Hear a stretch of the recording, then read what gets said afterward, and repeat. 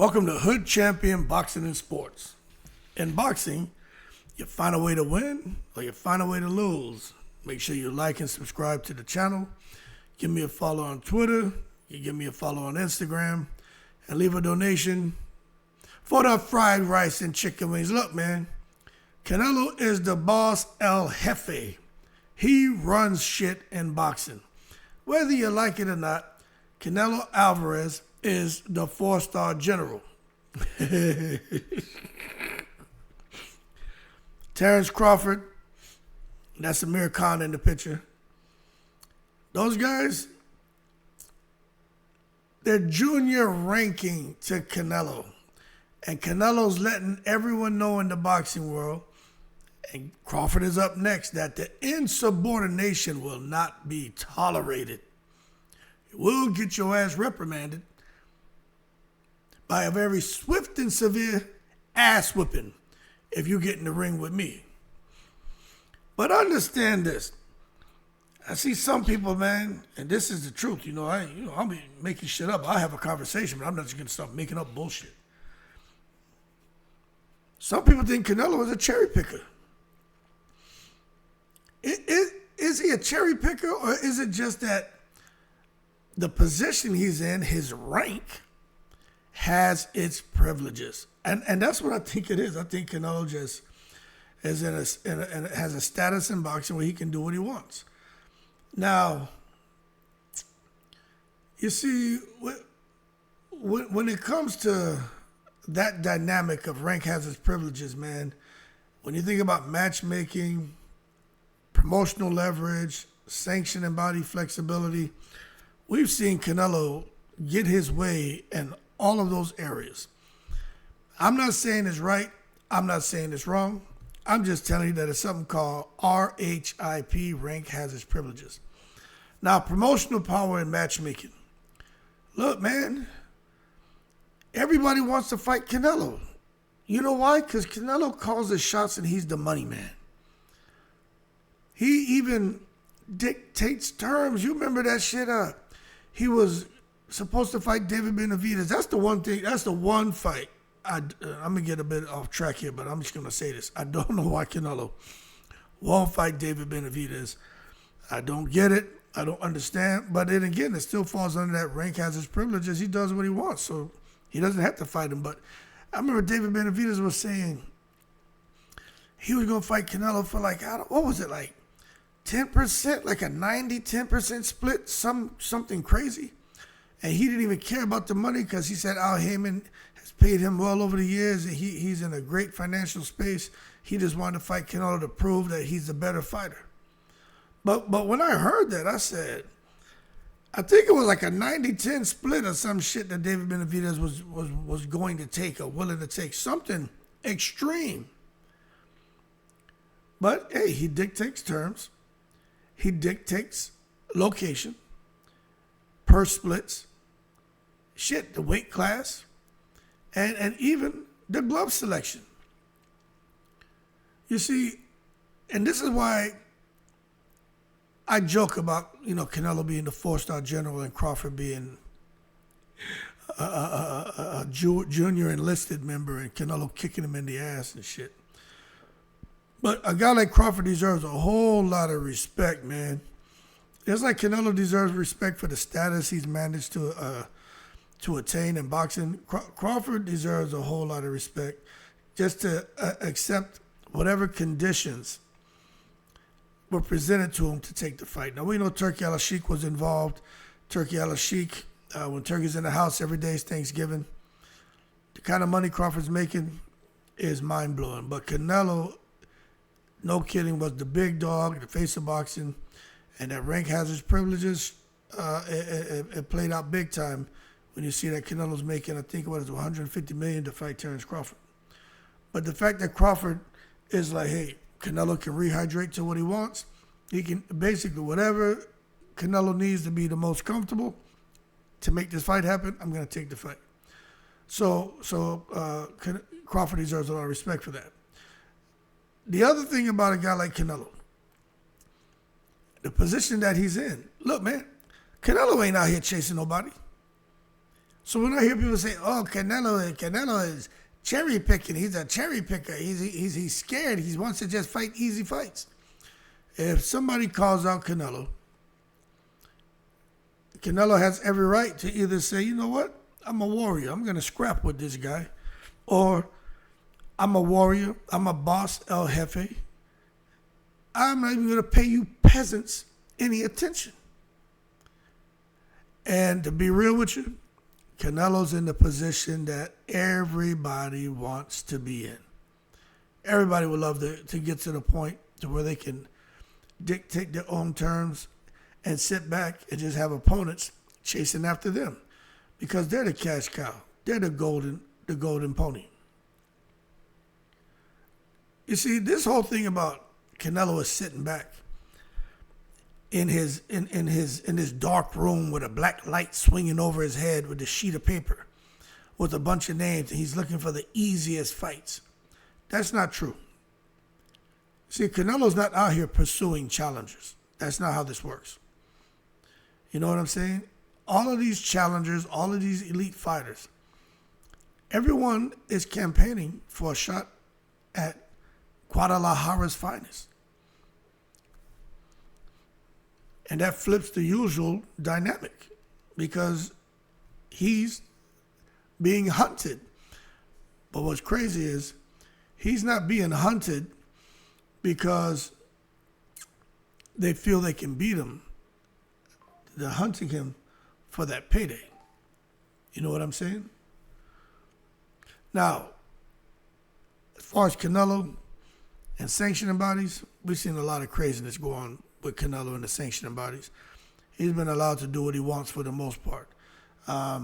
He's even occasionally bypassed mandatory challenges without immediate penalties. You know, that's just unheard of. I remember he was stripped. Oh, yeah. He was stripped of the IBF title in 2024 for not fighting William School. But then, of course, he went and regained it in 2025 and became undisputed again. Then there were some interim titles that stalled challengers, man. The WBC clarified that the interim champions like Mbili aren't automatically mandatory challengers, which is bullcrap, because I think Mbili, like David Benavidez, would give Canelo a tough time. But what it did is it allowed Canelo to just prioritize marquee fights like Terence Crawford. Now, Terence Crawford is not going to be a walk in the park, but I personally think a guy like Mbili would present more of a risk than Terence Crawford. Just when you look at the size, the power, the fact that Mbili was the chief sparring partner for Artur Beterbiev. And when you really take a look at that and you're being honest about what Mbili brings to the table, that could be why Canelo's like, I just really don't want to mess with him. But then you look at it from a financial standpoint, you know, Crawford is the marquee fight. You know what I'm saying? So it makes sense for him to fight Crawford. And then with Turki Alalshikh there behind the scenes and kind of saying, this is what I want for Crawford, this is what I want for you. It kind of, the decision making is going to go a certain direction. Because you understand, with Canelo, it's all about financial leverage, man. The bigger the purses, the bigger the platforms. So you're gonna have to have the right dance partner. You gotta look. Canelo's fights are broadcast globally, man. This upcoming Netflix stream bout with Crawford is crazy. So it just lets you know what a guy like Canelo and his status, and when he has that, you know, powerhouse behind him like Turki Alalshikh, and a good dance partner, actually a great dance partner like Terence Crawford, massive paydays and networks are going to take interest. So now you're talking about, you know, 200 to 250 million for this super fight. But it all comes back to Canelo and the status he has in boxing and rank having his privileges. Now, what I will say is the legacy control, Canelo, and the way he's picking fighters, he actually has control over the legacy that he's going to leave. I don't care what anyone says. We're just talking about what Canelo's accomplished. His legacy is intact. But now it's like, you know, they'd have where you put the cherry on, if you get a cake or a slice of pie or whatever, you want to put the cherry on top. Canelo doesn't just want one cherry on top of his career to punctuate and sail off into the sunset. He wants multiple cherries on top of his cake. And Crawford is just one of probably 3 or 4 that he's trying to put on top. But he has control of his legacy. You know, wins over high-profile names like Crawford, all it does is further cement his status, you know what I'm saying? But a loss to Bivol, it helped to cement his status as well, because it's framed as he was just daring to be great. He ventured up into a higher weight class. So he doesn't get knocked for it. But at the same time, you could tell he doesn't want to lose because he likes to have that psychological edge, man. You know what I'm saying? I talked about this in another video. It seems like fighters are defeated before they even get in the ring with Canelo because he has this like aura of dominance. And in my opinion, even Crawford, who's undefeated and a 4-division champion, right? He acknowledged Canelo as the face of boxing while still claiming to be the best. So that's interesting. Crawford sees himself as the best, but although he's the best, he's not the face of boxing. So that just lets you know what Canelo brings to the table. Now that duality shows how Canelo, his image shapes the narrative before the first punch is even thrown. He is the big dog, man. He is the 4-star general. He is El Jefe from Guadalajara, Jalisco. Now, if you ask me, all right, Hood, you're talking about all this RHIP shit. Does that apply when he's working underneath Turki Alalshikh? And I'm going to tell you, I think fighting underneath the Turki Alalshikh banner, I think that privilege is amplified. But that's just my opinion. You know, Canelo's rank as boxing's biggest superstar, it already gives him, you know, leverage beyond comprehension. But when you start to take Canelo's position and you couple that with Turki Alalshikh's, and you know when Turkey's in the house every day, it's Thanksgiving, that global matchmaking power with endless funds, it turns it into something more of Canelo being like an imperial command. I'm curious to see how Turkey's influence in Canelo's status, how that's going to play out. Because if you take the face of a sport, boxing, a guy like Turki who's running the sport right now, and with everything Canelo already brought to the table, that just means Canelo's going to have total control over any and everything that he was doing, but on a much grander scale now.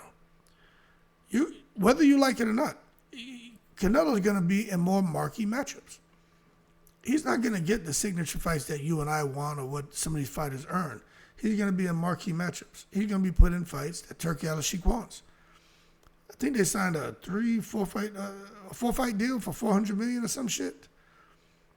If he does the business against Terence Crawford and he tranquilizes him badly, you better expect. And then I think there's a knockout bonus, right?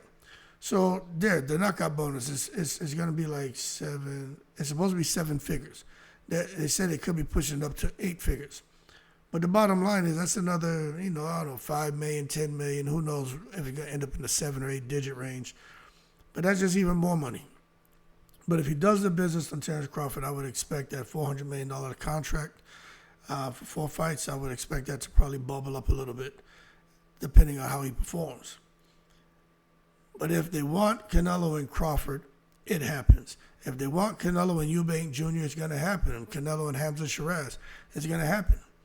And they're going to continue to bypass contenders like David Benavidez and Mbili. It is what it is. But that's what happens when you got a guy like Turki Alalshikh and Canelo together. Canelo's the face of boxing. Turki is the biggest promoter in boxing. And you bring them two together, you got total control. Canelo's already getting legacy fights in his term. Now he got Turki Alalshikh that's putting up the kind of money that could, bait people in who maybe didn't want to fight Canelo. it's more than just a payday when Turki Alalshikh gets involved. You know what I'm saying? And even for Canelo, it's more than just him getting, really good paydays now. It's like Turki Alalshikh is almost like set Canelo on top of a throne. And it's ensuring that the whole world, and we're talking about, internationally recognize Canelo as the face of boxing. But I wonder, when it comes to Turki Alalshikh, if he can continue to protect Canelo from the mandatories and politics of boxing. I think he can. Sanctioning bodies tend to bend when the Wu-Tang Cream dollar bill, y'all, cha-ching ching, is in full EFFECT. You see, little Turki Alalshikh, his events often sidestep traditional rankings. Y'all wonder how that happens? Because of that cha-ching ching. We talked about Mbili or School may hold interim titles, but they don't automatically get shots at Canelo. And that's because of Turki Alalshikh. Years ago, you can go online and find this stuff that I'm telling you about. Bob Arum and Don King and them promoters back in the day, they were known for, sitting there lining the pockets of sanctioning bodies to ensure certain fighters got opportunities and others didn't. So this is nothing new. You know what I'm saying? Is Turki Alalshikh doing that? Look, I don't know. But what I do know is with the kind of money that he has and the kind of money that he's putting up, you have seen fighters sidestep traditional rankings and get opportunities.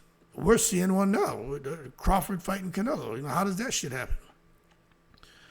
But anyway, the Tom and Jerry band that everyone keeps talking about, Crawford and Canelo, is another Tom and Jerry fight. If Crawford is supposed to be so great, should put it in the 18 by 18 ring. Look, man, you got to be fair. But what I will say is, for Turki Alalshikh, having a guy like Canelo, who's a pressure fighter, he does pretty good in a 20-foot ring, but if you get him in an 18 by 18, the Tom and Jerry type style of fight benefits a guy like Canelo. But that's because Turki Alalshikh is trying to enforce a stylistic expectation. This shit about I'm banning these boxer runners who are evasive and non-engaging. We don't want that. And the bout with School really left a sour taste in Turki Alalshikh's mouth, but it wasn't really Canelo's fault. It's like I said before, if somebody doesn't want to fight you, you can't make them fight. So that means opponents now, look, they got to fight on Canelo's terms, stylistically and strategically. That Tom and Jerry shit, y'all know that it was just a horrible weekend of boxing. The whole thing in Times Square with Devin Haney and Tio and Ryan and, everybody up there, those events were horrible. School and Canelo was that same weekend. That was just atrocious. And Naoya anyway saved the weekend, but it was that School Canelo fight that really, I think, just pushed Turki Alalshikh over the edge, man. And he's like, all right, going forward, Canelo was supposed to come out here and do the business. And he wasn't able to because he had this guy who Canelo's chasing after him, getting frustrated, just swinging, missing. But he got a guy who's bigger, longer, the same way that guy should have been able to close the distance and touch up Canelo. When you have a size advantage, a reach advantage, the leg span and everything, it's easier for them to avoid you. So Turki Alalshikh, I think he came up with this whole ban, and I really think he had Canelo in mind to make Canelo's fights a bit easier for him and definitely very entertaining. And by doing so, you get to control the narrative. You see, Canelo's image is curated, man. Alalshikh's media machine, man, he's so involved with the Ring magazine, and you see social media. He's even bought people's accounts who had a lot of subscribers and taken it over. So anything when it comes to media, even these promos that they put out, Turki Alalshikh is very involved. So when it comes to his media machine frames, they frame Canelo as a noble warrior, man. Not necessarily a businessman ducking tough fights. They're going to sit there, man, and and depict Canelo as a guy who will fight anyone, anytime, anywhere, irregardless of weight, because he is a warrior.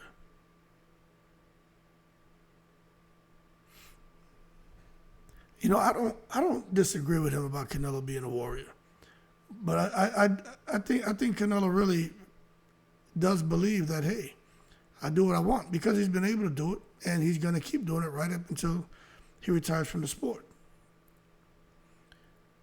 All of his opponents, when you're up there, man, trying to face a guy like Canelo, all of the opponents, it doesn't matter who you are, you just cast as challengers to the throne. You know what I'm saying? Eddie Hearn was really good for that when it came to AJ, kind of putting him on the throne and treating all of his challengers as peasants. Look at how they did Deontay Wilder, you know what I'm saying? But Crawford, despite being undefeated, undisputed in 2 divisions, he's still positioned as a big-time underdog as he enters King Canelo's kingdom. That's because Canelo's the big dog, and he got Turki Alalshikh behind him. Even though Turki Alalshikh picked Crawford, he wants Crawford to win that fight, which is crazy. But I think it's hilarious because Canelo, he doesn't like that. You know what I'm saying? He doesn't like that at all.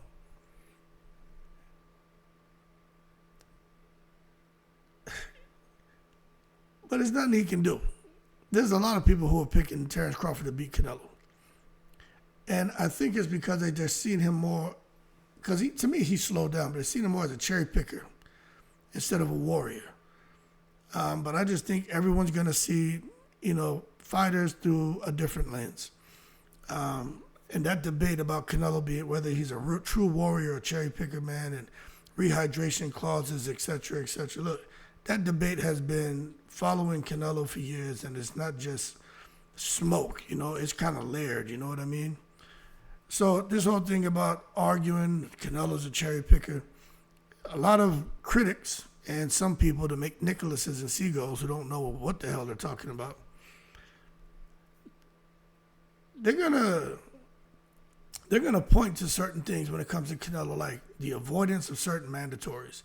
David Benavidez, Demetrius Andrade were passed over while Canelo pursued other matchups. I hate the way they've done Demetrius Andrade. That's just crazy. But anyway, I ain't here to talk about that. But Demetrius Andrade and David Benavidez have they just got screwed when it comes to trying to get a fight with Canelo. Also looking at Crawford's immediate title shot. Some people are arguing that it undermines fairness, letting the smaller fighter leapfrog the super middleweight rankings, but it goes back to Canelo and his status and the money man in boxing, Turki Alalshikh, putting on marquee fights. He does what he wants. Plus, Canelo has that Terence Crawford has that connection to Saudi Arabia. He had it when it was established when he was over there with Top Rank. He still maintained a good rapport with a lot of those key decision makers out there in Saudi and involved with boxing, and that's why Crawford, that's truly why I believe Crawford is getting the opportunity. You know what I'm saying? With the way Crawford has been treated over here in America by promoters, why is it that Turki Alalshikh has this love for Terence Crawford? I'm going to tell you why. He has a soft spot in his heart because there's a relationship that Crawford maintained with the Saudis. Y'all can say what you want about Crawford. I've heard people say, man, Crawford's not smart. He's not this. Crawford's very intelligent. He may be a little bit aggressive. He could be a bit temperamental, but Crawford is a smart businessman, and he treats people with respect, and he expects people to treat him with respect, and people respect him as a fighter. And I truly believe the reason why he's getting this fight is because he had a relationship with those guys out there in the desert, and he never burnt the bridge. And he kept winning, and he doesn't get caught up in all the hoopla and definitely trying to say negative things about Saudi Arabia. And that's why Crawford is in the position he's in. But at the end of the day, Crawford did, leapfrog, right into the super middleweight rankings, which a lot of people think is just not fair. But then you got to look at Canelo as far as this whole cherry picker argument and the timing of fights, facing guys like Triple G and Kovalev, but often, when you look at Kovalev, he wasn't necessarily in his prime, Canelo fighting Kovalev. Some people say that was a cherry pick. I don't know if I'll say that was a cherry pick, but what I would say is I didn't expect Kovalev to get knocked out like that. It just didn't seem right. And I'm still going to say that. Something seemed weird about that fight. But he got the win. Then fighting Triple G.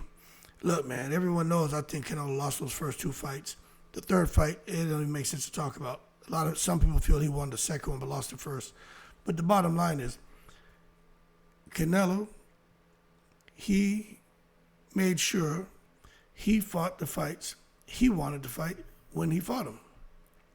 So the claim isn't that he avoids danger, it's that he chooses kind of when and how he wants to face the danger.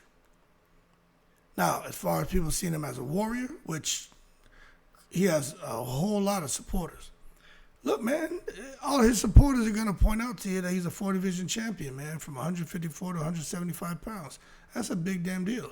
He's fought and beaten top-tier opponents, more than a lot of these guys who are active right now.